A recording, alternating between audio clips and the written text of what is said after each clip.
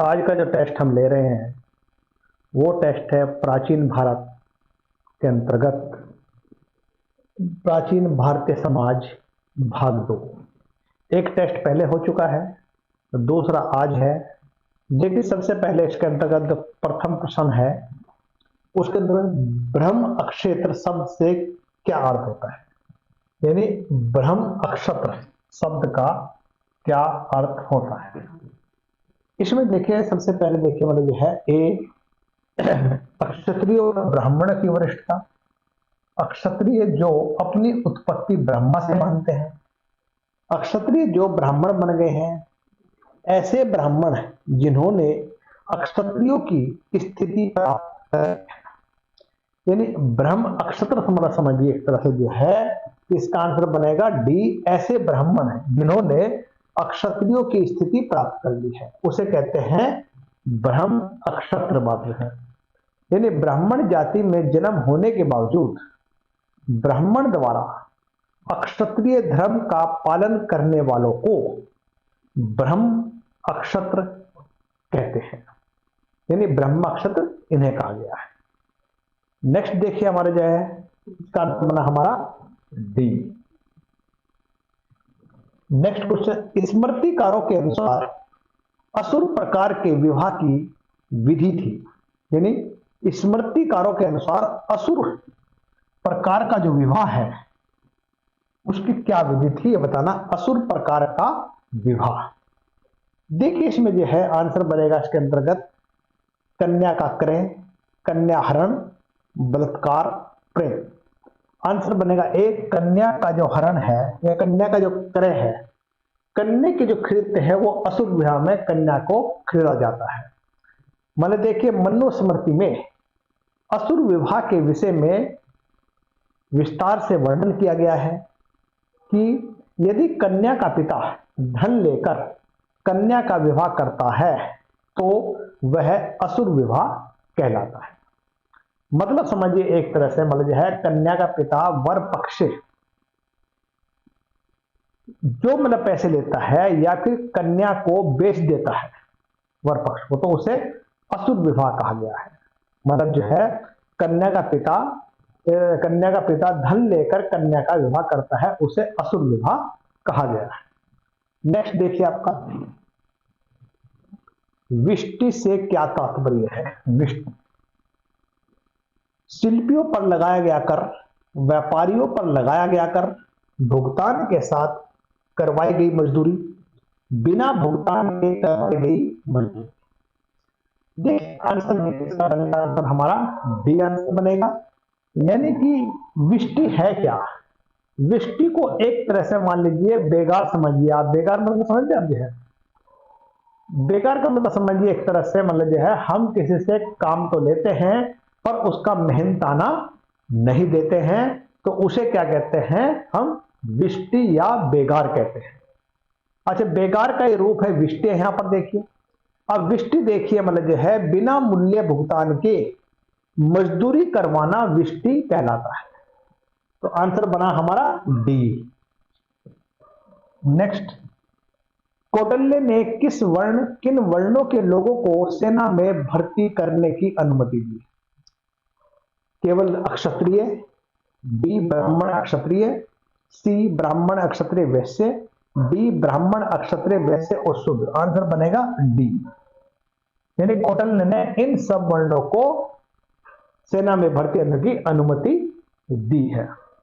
देखिए सेना में भर्ती करने के लिए हेतु कौटिल्य ने ब्राह्मण अक्षत्रिय वैश्य शूद्र समस्त वर्गों को सेना में भर्ती होने की अनुमति प्रदान की है।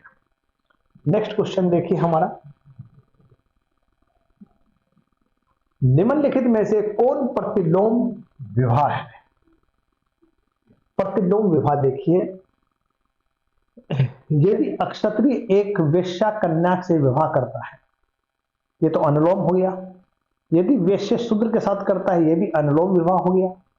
यदि ब्राह्मण एक अक्षत्रिय कन्या से विवाह करता है यह भी अनुलोम हो गया। यदि अक्षत्रिय एक ब्राह्मण कन्या से विवाह करता है तो देखिए मतलब है इसका आंसर बन गया हमारा डी। मतलब समझिए जो है प्रतिलोम विवाह क्या होता है। देखिए प्रतिलोम में क्या होता है, कन्या का वर्ण ऊंचा होता है और वर का वर्ण नीचा होता है।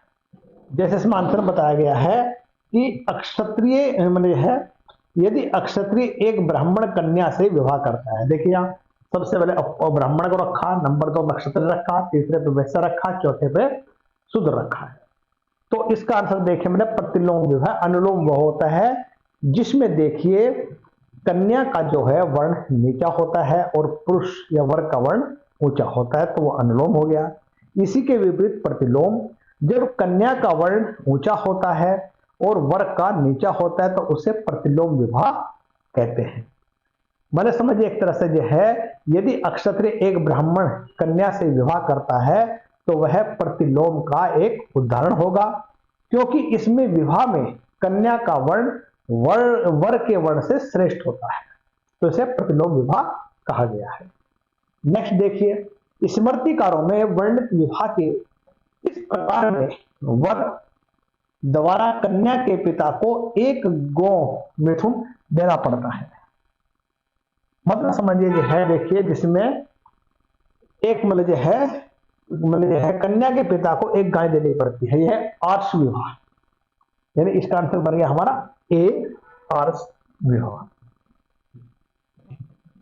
अब देखिए आर्ष विवाह में वर जो है, या वर द्वारा कन्या के पिता को एक गाय दी जाती है, तो इसे कहते हैं आर्ष विवाह। और जो है जिसमें कन्या को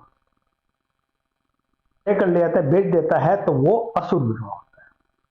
आर्ष में क्या होता है, सिर्फ गाय दी जाती है, और असुर में जो है उसको जब उसके मनुष्य का पूर्ण मतलब मूल्य लगा दिया जाता है, उसको बेच दिया जाता है, ये अंतर होता है।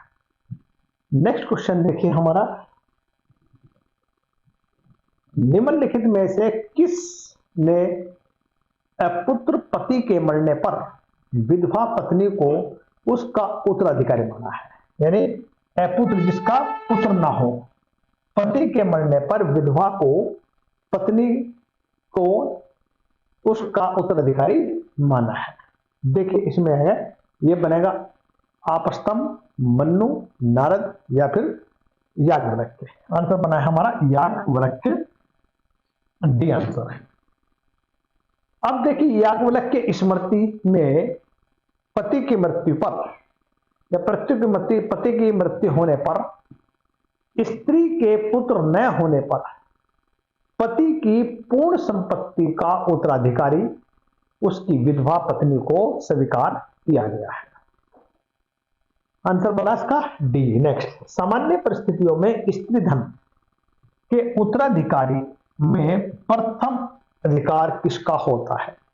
देखिए स्त्री धन में जो उसका पर्सनल धन होता है, जैसे मान लीजिए मंगलसूत्र हो गया, गहने हो गए, ये स्त्री धन के अंतर्गत आते हैं। इसमें देखिए प्रथम अधिकार पुत्रियों को होता है। आंसर बना हमारा ए। अब देखिए सामान्य स्थिति में स्त्री धन का जो उत्तराधिकारी या उत्तराधिकारी के संबंध में सर्वप्रथम उसकी पुत्री का होता है, और स्त्री की संपत्ति को उसकी पुत्री प्राप्त करने की अधिकार रखती थी, परंतु संपत्ति पर पुत्रों का भी अधिकार संपत्ति के विषय में स्वीकार किया गया है। आंसर बना ए। नेक्स्ट, याज्ञवल्क्य स्मृति पर टीका लिखने वाले सिद्धार राजा का नाम क्या था। इसका देखिए, उसका नाम था अपरार्क, यानी ए आंसर बनेगा इसका। अपरार्क जो है याज्ञवल्क्य स्मृति पर टीका लिखने वाला सिल्हार का राजा था। यानी समझिए 12वीं शताब्दी में सिल्हार वंश का शासक अपरार्क के द्वारा याज्ञवल्क्य पर टीका लिखी गई। अब देखिए इसका जो है नेक्स्ट क्वेश्चन, दाएं भाग का लेखक कौन था। जीवितवाहन, लक्ष्मीधर, माधव, विज्ञानेश्वर। देखिए मतलब जो है दाएं भाग का जो लेखक है वो जीवितवाहन है। आंसर बना हमारा ए। अब देखिए दाएं भाग का लेखक जीवितवाहन था।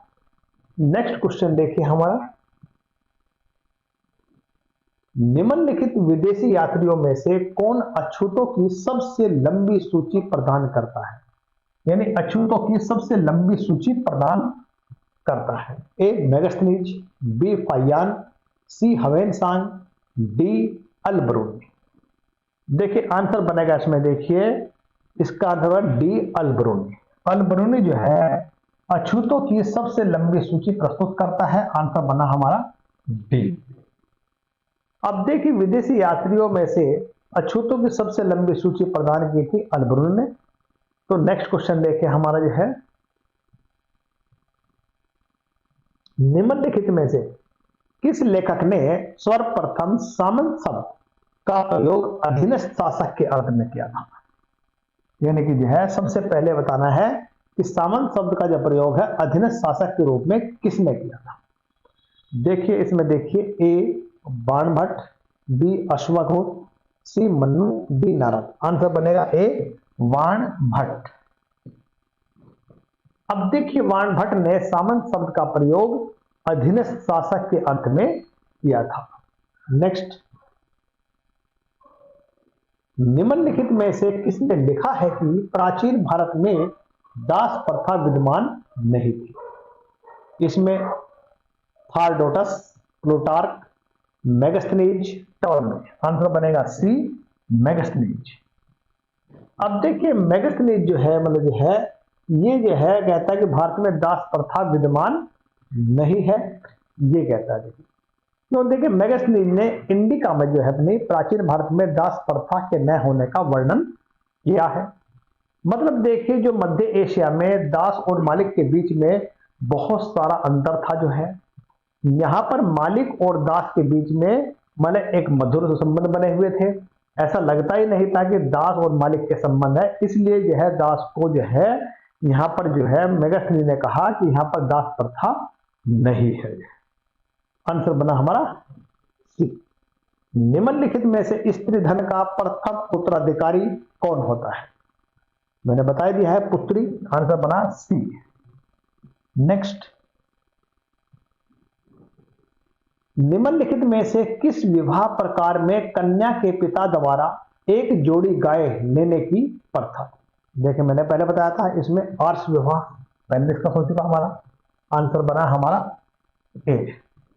नेक्स्ट, निम्नलिखित में से कौन निष्पुत्र स्थिति की में पति मरने पर विधवा को उसका उत्तराधिकारी स्वीकार करता है और राजा को उसकी संपत्ति प्राप्त करने की अनुमति नहीं देता है? देखिए आंसर बना है इसका, देखिए ये देखिए इसमें जो है ये गौतम, वरिष्ठ, विष्णु, याज्ञवल्क्य। डी आंसर बनेगा हमारा याज्ञवल्क्य। देखिए क्वेश्चन हम पहले भी डिस्कस किया है, यानी कि निष्पुत्र स्थिति में पति की मृत्यु पर विधवा को उसका उत्तराधिकारी समझने वाला याज्ञवल्क्य है, लेकिन बृहस्पति द्वारा यह स्वीकार किया गया है कि पति की केवल चल संपत्ति पर ही विधवा का अधिकार होता है तथा विधवा की संपत्ति को प्राप्त करने का अधिकार राजा को भी प्राप्त नहीं है। देखिए यह है इसका आंसर बन गया हमारा डी। इसमें इतना ही कुछ है, बाकी नेक्स्ट क्लास में मिलेंगे।